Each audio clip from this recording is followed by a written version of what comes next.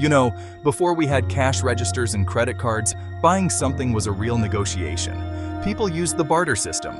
You'd trade your chickens for a new pair of sandals, or maybe a few bushels of wheat for a good piece of pottery.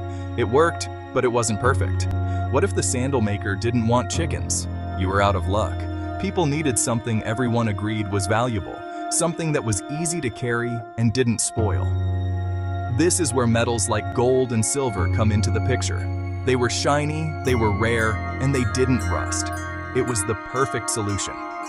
So, people started using chunks of gold and silver to trade.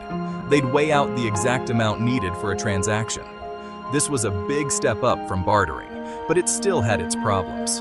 You had to carry scales with you everywhere, and you had to trust that the other guy's metal was pure. It was a hassle. A smart ruler in ancient Lydia, in what is now Turkey, came up with a brilliant idea around 600 BC. What if they took a lump of a naturally occurring gold and silver alloy called electrum, stamped it with an official seal to guarantee its weight and purity, and called it a coin?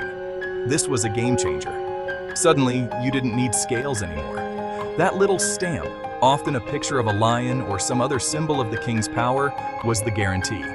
This was the birth of coinage. The Lydian lion was one of the very first coins, and when one of those walks into my shop, you know it's a serious piece of history. These weren't just lumps of metal anymore. They were a promise from a government, a symbol of trust and economic power that you could hold right in your hand. It simplified trade and helped economies explode across the ancient world. The idea caught on like wildfire. Soon, kingdoms all over the Mediterranean started minting their own coins. They used pure gold and pure silver, making the system even more reliable. Each city-state, each empire, put its own mark on its money. It became a way to announce their presence, to spread their influence far and wide. The coins told a story of who was in charge and what they valued. From these humble beginnings, an entire history of wealth, power, and art was about to unfold, one coin at a time. It's a story I see every day at the pawn shop. Once the Greeks got a hold of the idea of coinage, they took it to a whole new level. They weren't just stamping lumps of metal, they were creating miniature works of art. The Athenian owl, a silver tetradrachm from the 5th century BC, is a perfect example. On one side, you have the goddess Athena, and on the other, her symbol, the wise owl. These coins were so trusted and recognized that they became the international currency of their day, kind of like the US dollar is today. You could spend them from Egypt to Persia. They were thick, chunky pieces of silver that screamed quality and power. Then came Alexander the Great. This guy conquered most of the known world, and he needed a way to pay his massive army and run his empire. So he standardized the coinage. He minted millions of silver drachms and tetradrachms with the head of Heracles on one side, who happened to look a lot like Alexander himself, and the god Zeus on the other. His coins spread all across his vast empire, from Greece to India. It was brilliant propaganda. Every time someone used one of his coins, they were seeing his face, his power. It was like a billboard in your pocket. The Romans, of course, took this and ran with it. The Roman Empire was a machine, and its coinage was the oil that kept it running.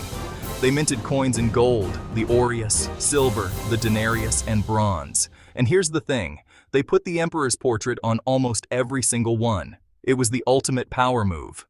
As the empire expanded, the face of Caesar, Augustus, or Nero traveled to the farthest corners of the world. These weren't just for buying bread, they were a daily reminder of who was in charge. A Roman denarius tells you so much about the politics and the economy of its time. Sometimes the coins tell a story of turmoil. You can see the silver content in the denarius drop over the centuries as the empire faced economic crises. They had to stretch their silver, so they mixed it with cheaper metals. For a collector or a history buff like me, these coins are tangible links to the past. When you hold a silver denarius of Julius Caesar, you're holding something that a Roman soldier might have used to buy a drink 2,000 years ago. You can't put a price on that kind of connection to history. Well, actually you can, and that's my job. Fast forward 1,000 years or so, and the world got a lot bigger. When Columbus sailed the ocean blue in 1492, he kicked off the Age of Discovery. European powers, especially Spain, found unbelievable amounts of gold and silver in the Americas. We're talking mountains of it, mined from places like Potosi in modern-day Bolivia. This flood of precious metal completely changed the global economy. The Spanish created a coin that would dominate world trade for nearly 300 years, the silver piece of 8. It was the original global currency. The Spanish piece of 8, or an 8 reales coin, was so famous and so trusted that it was legal tender in the United States until 1857. Think about that. Our own country was using a foreign coin for decades. In fact, the US dollar was based on it. The term 2 bits comes from people literally cutting a piece of 8 into 8 wedge-shaped bits to make change. Each bit was worth 12.5 cents. So when someone says shave and a haircut, 2 bits, they're talking about a quarter of a Spanish colonial coin. It's amazing how history sticks around in our language. These coins weren't just for spending in a shop, they were the lifeblood of pirates and the cargo of massive treasure fleets.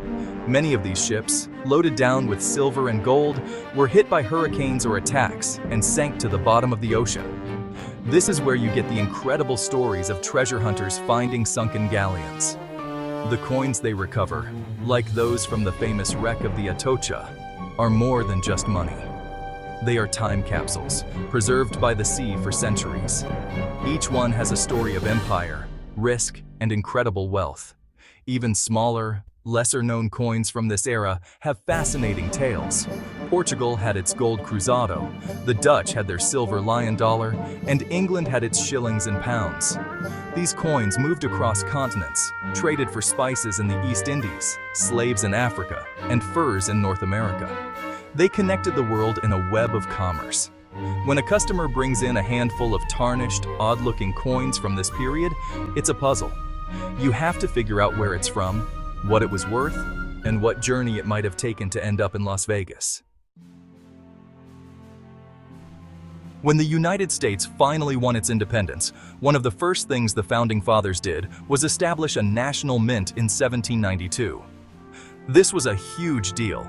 It was a declaration of economic independence from Great Britain, and honestly, the rest of Europe too.